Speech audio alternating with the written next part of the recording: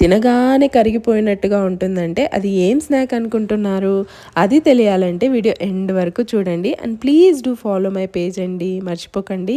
ఈ snack prepare చేయడానికి ఫ్రెష్‌గా మిల్‌లో పట్టించిన శనగపిండిని 1కి 2 సార్లు జల్లిస్తాము. అండ్ శనగపిండితో చేసింది కదా ఈజీగా డైజెస్ట్ అవ్వడం కోసం దీంట్లో కొంచెం వాము కూడా యాడ్ చేస్తామండోయ్. సో మీరు హ్యాపీగా తినొచ్చు ఎంత కావాలన్నా. దీంతో పాటు కొంచెం కారం అండ్ బాగా కలర్ కనిపించడం కోసం కలర్ యాడ్ చేస్తామనుకుంటున్నారేమో. లేదండి, కొంచెం పసుపు యాడ్ చేస్తాం so that it will give the natural colour. ఫైనల్గా వాటర్తో బాగా కలిపి ముద్దలా చేసి జంతికల ప్రెషర్లో పెట్టి ఇలా సన్నగా అంటే సన్నగా ఉన్న తీగల్లాగా రౌండ్ రౌండ్ చుట్టల్లాగా ఆయిల్లో వేసి ఫ్రై చేస్తాము. అండ్ టేస్ట్ కోసం కొంచెం కరివేపాకుతో గార్నిష్ కూడా చేస్తాము.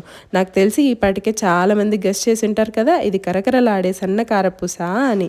ఇలా చేసిన కారపూసని ఫ్రై చేసిన కరివేపాకుతో పాటు అలా నోట్లో వేసుకుంటే ఇలా కరిగిపోతుంది. అలా ముందు ఉంటే ఎంత తింటున్నామో కూడా తెలీదు, అంతలా తినేస్తాం ఈ కారపూసని. మీరు ఒకసారి ట్రై చేసి చూడండి మా కారపూసని, మరీ ఆర్డర్ పెడతారు. Thanks for watching the video till the end అండి.